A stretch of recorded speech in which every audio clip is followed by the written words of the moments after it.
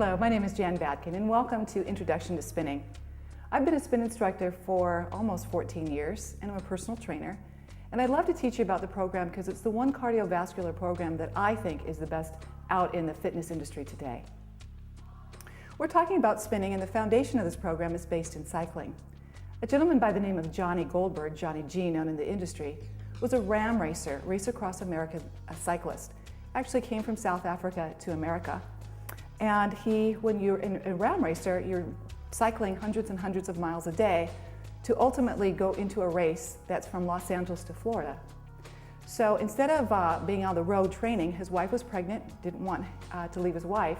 He built a stationary bike in his garage, a prototype made by Schwinn parts, and he used a heart rate monitor similar to the one that I'm wearing today, made by Polar, and he designed a training program in his garage to train for hundreds of miles.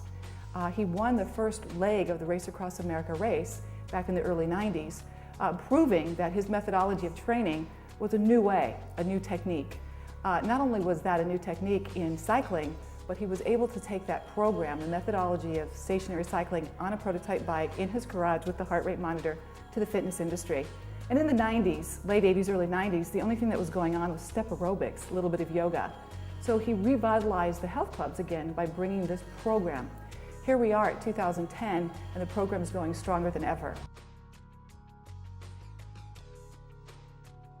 So the first movable part that we have, we are going to move the saddle. We have what we call pop pin technology, so we're going to unscrew the screw, pull out the pop pin, and lift up the saddle, placing it in the particular component that will measure exactly to your leg length, giving us a great biomechanical setup.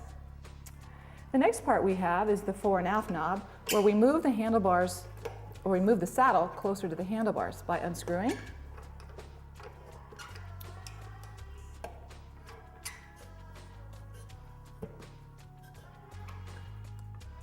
Using the pop pin, we go ahead and adjust the handlebars to the rider's comfort level.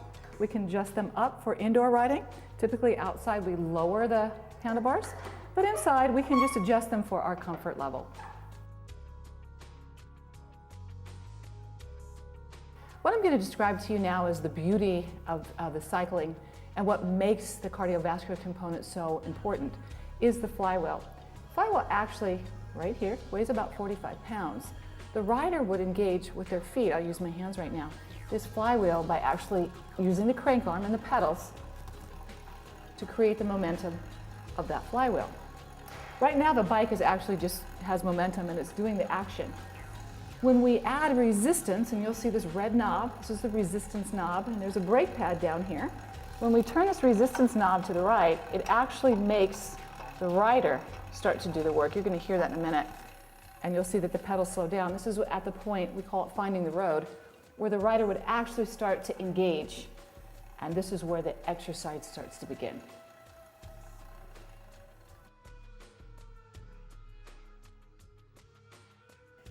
I'm about to get ready to start cycling, so what I'm going to do is take my cycling shoe onto the pedal. You'll hear my foot clip in. Take my other shoe, and you'll hear it clip in, and then I can actually start cycling my legs with my feet flat.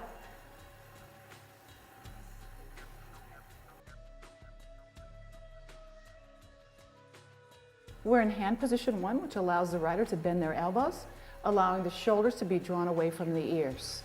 We stay in position 1 during the warm-up and on the cool-down. Hand position 2 is used in the middle of the semicircle when we take the bike in our minds and on our journey onto the flat roads. Hand position 3 is when we come out on the handlebars, we call them the bullhorns, and we use this when we're actually climbing out of the saddle. That's the position, hand position 3 is used for hill climbs out of the saddle.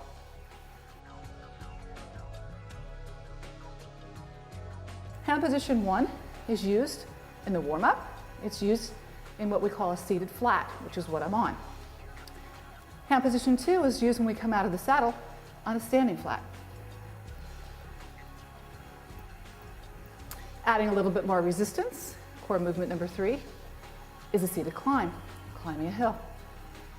You're going to hear my breathing become a little bit more labored, a little bit more intense. Quadriceps start to suck some of the oxygen up.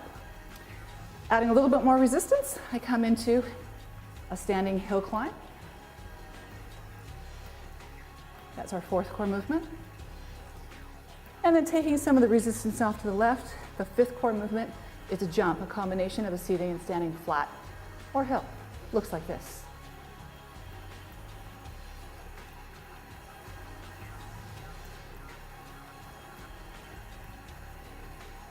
And then back to the flat road for recovery. Well, now that you've had the opportunity to learn all about the introduction to spin, the 3 hand positions, the 5 core movements, the actual bike itself, we'd like to invite you to take a journey with us at our fitness studio here in Long Beach called Kick It Up. Take a journey with us in the spinning studio.